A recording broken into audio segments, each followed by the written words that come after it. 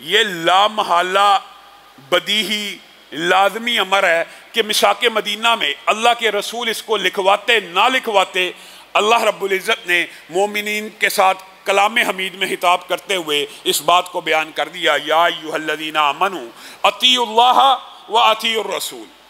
یہ شک تو مومنوں کے لیے تھی۔ میثاق مدینہ میں یہ آپشن یہودیوں کو دی گئی تھی کہ آپ اس ریاست کے فرد ہیں، آپ اگر چاہیں آپ کے مابین کوئی تنازع ہو جائے، آپ اپنی کتاب کے ذریعے فیصلہ کر لیں، اور اگر آپ چاہیں تو رسول اللہ صلی اللہ علیہ وسلم کو فیصل بنا لیں۔ اس آیت کے اندر بھی یہی دو شقیں موجود ہیں۔ پہلی بات مومنین کے لیے ہے کہ اطیعوا اللہ و اطیعوا الرسول و اولی الامر منکم فإن تنازعتم فی شیء فردوہ الی اللہ والرسول۔ یہ بندہ مومن کے لیے بھی اللہ تعالیٰ نے ہمیشہ کے لیے کلیہ بنا دیا۔ اطاعت کس کی ہونی چاہیے؟ اللہ کی۔ اطاعت کس کی ہونی چاہیے؟ رسول اللہ کی۔ اطاعت کس کی ہونی چاہیے؟ اولو الامر کی۔ اولو الامر سے مراد یہاں پہ ہے جس کو اللہ تعالیٰ تمہارا حاکم بنا دے، جسٹس بنا دے، قاضی بنا دے، کسی محکمے کا سربراہ بنا دے، وہ کوڈ آف کنڈکٹ، کوئی ضابطہ اخلاق بنا دے مسلمانوں کے لیے۔ کوئی گورنر بنا ہے، اس نے ضابطہ بنا دیا۔ کوئی چیف جسٹس بنا، اس نے ضابطہ بنا دیا۔ کوئی صدر وزیر اعظم بنا، اس نے ضابطہ بنا دیا، اور وہ ضابطہ اگر قرآن اور سنت سے نہ ٹکرائے، اس کی پیروی کرنا بھی، اس کے اوپر عمل کرنا بھی فرض ہو جاتا ہے۔ مثلا مثال دیتا ہوں، یہ کوئی قرآن حدیث کی بات نہیں ہے کہ گرین لائٹ ہو تو آپ نے گاڑی چلانی ہے، لیکن مسلمان ریاست اور حکمران نے، والی نے، چیف جسٹس نے، حاکم نے ایک کلیہ بنا دیا کہ آپ نے گاڑی تب چلانی ہے اشارے پہ جب گرین لائٹ ہو۔ اب اس کو ماننا بھی واجب ہے، اب اس کو ماننا بھی فرض ہے۔ یہ اولو الامر کی ڈیفینیشن ہے کہ اولو الامر کوئی ایسا حکم جاری کرے کہ جس سے قرآن و سنت کی کوئی نص نہ ٹکراتی ہو، اس بات کو ماننا بھی مسلمان امت کے اوپر بھی اور ریاست کے اندر رہنے والے ہر فرد کے اوپر لازم ہو جاتا ہے۔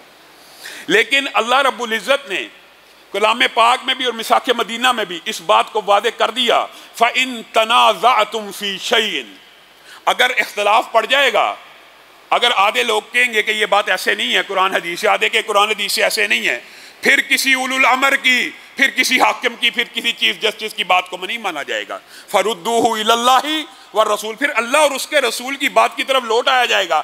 جس گروہ کی بات قرآن اور حدیث سے مطابقت رکھے گی صرف وہی مانی جائے گی۔ یہ ایک بڑا تفصیلی مضمون ہے، اور اس کی بعض جزیات کو میں پہلے بھی کئی مرتبہ آپ کے سامنے رکھ چکا ہوں میرے بھائیوں۔ لیکن ایک بات سمجھنے کی ضرورت ہے، آج ہمارے معاشرے میں اطیعوا اللہ و اطیعوا الرسول کا کنسپٹ مسلمانوں میں موجود ہے، دیوبندیوں، بریلویوں، اہل حدیثوں میں، سب میں، اہل سنت میں موجود ہے۔ لیکن اس کنسپٹ کے ساتھ ایک خامی بھی آ گئی ہے۔ وہ کیا ہے؟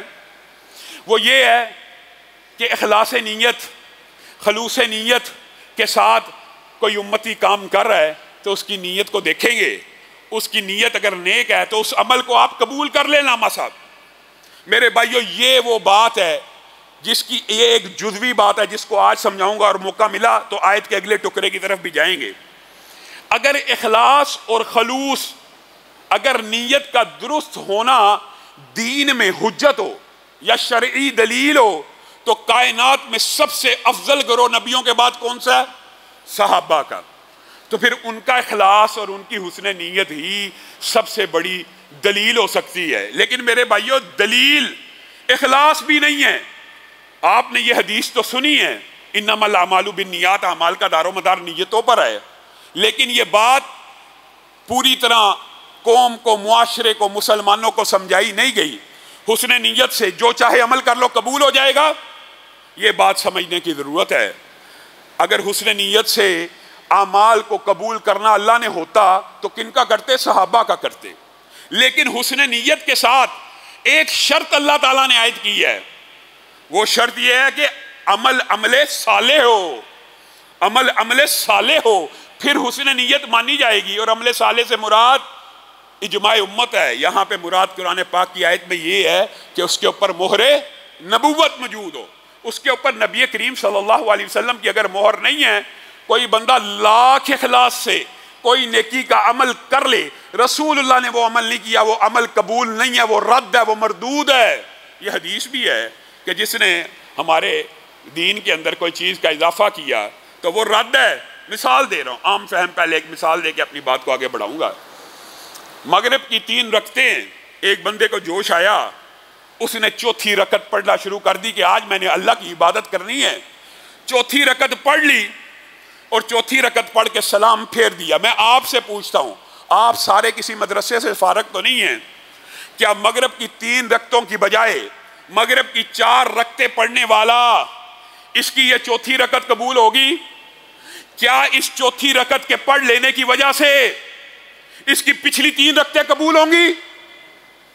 گویا ایسا عمل جس کے اوپر مہر نبوت موجود نہ ہو، جتنی مرضی خلوص نیت سے کر لیا جائے، اگر اس کے اوپر رسول اللہ کی مہر موجود نہیں تو وہ اضافی عمل صرف مردود نہیں ہوتا، بلکہ وہ اصل عمل کو بھی باطل کر دیتا ہے.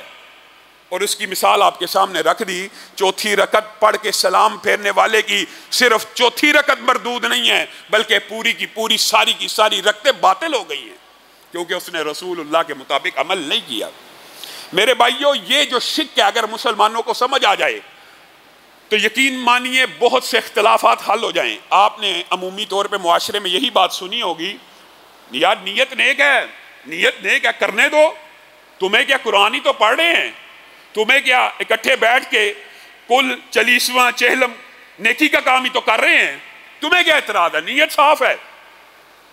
کائنات کے اندر نبیوں کے بعد وہ صحابہ جن کے بارے میں اللہ رب العزت نے قرآن پاک کو تعریفیں کر کر کے بھر دیا اور ہر بندے کو جنتی کا خطاب دے دیا، ان میں سے 3 رسول اللہ صلی اللہ علیہ وسلم کے گھر پہ آئے اور آ کے امہات المومنین سے پوچھنے لگے اللہ کے رسول کی عبادت کیسی ہے؟ امہات المومنین بیان کرنے لگی ایسی ایسی ہے. آپ کے روزے کیسے ہیں؟ ایسے ایسے ہیں. آپ کے روز مرہ کے معمولات کیسے ہیں؟ ایسے ایسے ہیں. تینوں ایک دوسرے کی طرف دیکھنے لگے. گویا ان کو ایسا لگا کہ رسول اللہ صلی اللہ علیہ وسلم کے اعمال شاید اتنے زیادہ نہیں ہیں، اور وہ آپس میں کہنے لگے رسول اللہ تو وہ ہیں کہ جن کے اگلے پچھلے سارے اللہ نے معاف کر دیے ہیں. ایک نے عہد کیا عبادت کا معمول تو پتہ لگ گیا، لیکن میں رسول اللہ کے برابر تو نہیں ہوں، ان کے تو اگلے پچھلے معاف ہیں، اس لیے میں ساری زندگی جب تک زندہ رہوں گا ساری رات کا قیام کروں گا. دوسرا آپس میں مشاورت کے بعد کہنے لگا کہ رسول اللہ کے اگلے پچھلے تو معاف ہیں، وہ پیر اور جمعرات کا روزہ تو رکھتے ہیں، جمعے کا نہیں رکھتے، ہفتہ اتوار کا نہیں رکھتے، منگل بدھ کا نہیں رکھتے، میں پوری زندگی سارے روزے رکھوں گا. تیسرا کہنے لگا رسول اللہ صلی اللہ علیہ وسلم تو بیویوں کے خانہ داری کے امور میں بھی ہاتھ بٹاتے ہیں، ان کے تو اگلے پچھلے معاف ہیں، وہ اس لیے خانگی معاملات کے اندر بیویوں کا حال احوال پوچھنے کے لیے بھی وقت نکال لیتے ہیں، لیکن میں شادی نہیں کروں گا، میں شادی نہیں کروں گا. میرے بھائیوں، ایک حدیث پوری زندگی کو بدل سکتا ہے. اب بتائیے ان 3 صحابہ کی نیت نیک ہے کہ بد ہے؟ اس سے زیادہ نیک نیت کیا ہو سکتی ہے کہ میں ساری زندگی روزے رکھوں گا؟ ایک بندہ کہہ رہا ہے میں ساری رات عبادت کروں گا، ایک کہہ رہا ہے میں شادی نہیں کروں گا. اس سے عمدہ اعلیٰ عرفہ نیت کیا ہو سکتی ہے؟ دین نیت کا نام نہیں ہے، دین فقط اخلاص کا نام بھی نہیں ہے. اخلاص اور نیت اگر عمل رسول کے تابع ہوگی تبھی عمل قبول ہوگا، ورنہ نہیں ہوگا، نہیں ہوگا. رسول اللہ کو پتہ چلا، امہات المومنین نے بیان کیا بھی 3 بندے آئے تھے، یہ باتیں کہہ کے چلے گئے ہیں. اچھا یہ رسول اللہ صلی اللہ علیہ وسلم نے ان کو بلا لیا. انتم الذین قلتم کذا و کذا، کیا تم نے یہ باتیں کی ہیں؟ جی اللہ کے رسول ہم نے یہ باتیں کی ہیں. رسول اللہ صلی اللہ علیہ وسلم کے چمکدار پیشانی کے اوپر جو ہر وقت ایسے محسوس ہوتا تھا جیسے 14ویں کا چاند ہے، اور پیشانی سے بھی لگتا تھا حضور صلی اللہ علیہ وسلم مطمئن ہیں اور مسکرا رہے ہیں. پیشانی کو دیکھ کے لگتا تھا حضور صلی اللہ علیہ وسلم خوش ہیں. اس پیشانی کے اوپر سلوٹیں پڑنا شروع ہو گئی اور وہ پیشانی متغیر ہو گئی. رسول اللہ صلی اللہ علیہ وسلم نے کہا سنو میرے صحابہ، میں تم میں سے سب سے زیادہ اللہ سے ڈرنے والا ہوں، میں تم میں سے سب سے زیادہ متقی ہوں، میں رات کو اٹھتا بھی ہوں اور میں رات کو سوتا بھی ہوں، میں پیر اور جمعرات کا روزہ رکھتا بھی ہوں اور بعد میں کئی دفعہ روزے چھوڑ بھی دیتا ہوں، اور میں نے شادیاں بھی کی ہیں اور میں خانگی معاملات کو بھی چلاتا ہوں، ازواجی زندگی کو بھی بسر کرتا ہوں. اگر بات صرف غصے کے عالم میں پیشانی پہ سلوٹ ڈال کے رسول اللہ یہاں تک کہہ دیتے، بات مکمل تھی۔ لیکن رسول اللہ نے ایک رہنما اصول دیا، آپ نے اس حدیث کے اوپر غور کرنا ہے۔ دو بندوں نے، ابھی نفلی عبادت ہے، دو بندوں نے دین کے کلیات اور جزیات میں سے دو صحابہ نے اضافہ کرنا چاہا۔ ایک نے اپنے اوپر فرض کر لیا کہ میں ساری رات کھڑا ہی رہوں گا پوری زندگی، اور دوسرے نے کہا میں ہمیشہ روزہ رکھوں گا، یہ دین میں اضافہ تھا۔ اور تیسرے نے دین میں کمی کرنے کی کوشش کی کہ میں شادیاں ہی نہیں کروں گا۔ رسول اللہ صلی اللہ علیہ وسلم کن کو کہہ رہے ہیں؟ مجھے اور آپ کو نہیں، ان خلوص نیت کے پہاڑوں کو، ان عزم و استقلال کی چٹانوں کو جو نیکی اور تقوی کے ساتھ بھرے ہوئے ہیں۔ فمن راغب عن سنتی، فمن راغب عن سنتی فلیس منی، میرے صحابہ میں تم میں سے سب سے زیادہ متقی ہوں، سب سے زیادہ ڈرنے والا ہوں۔ میری ایک بات یاد رکھنا، جس نے میری سنت سے اعراض کیا، سبحان اللہ، اللہ تعالیٰ نے نبی کریم صلی اللہ علیہ وسلم کے ذریعے سے کیسے الفاظ ہم تک پہنچا دیے۔ یہ نہیں کہا کہ جس نے اضافہ کیا، یہ نہیں کہا جس نے کمی کی۔ فمن راغب عن سنتی، جس نے میری سنت سے اعراض کیا، اور اعراض کا مطلب یہاں پہ یہ ہے کوئی آگے نکل گیا، کوئی پیچھے رہ گیا، یا آگے بڑھ گیا یا پیچھے رہ گیا، فلیس منی، اس کا میں محمد صلی اللہ علیہ وسلم کی امت سے کوئی تعلق نہیں ہے۔ آج ہم اخلاص نیت کے اوپر ایمانداری سے بتلائیے، کسی کو تان و تشنیع کرنا مقصود نہیں ہے، اصلاح کرنا مقصود ہے۔ خلوص نیت کے فلسفے سے کیا کچھ نہیں گھڑا گیا دین میں، کیا کچھ نہیں گھڑا گیا دین میں۔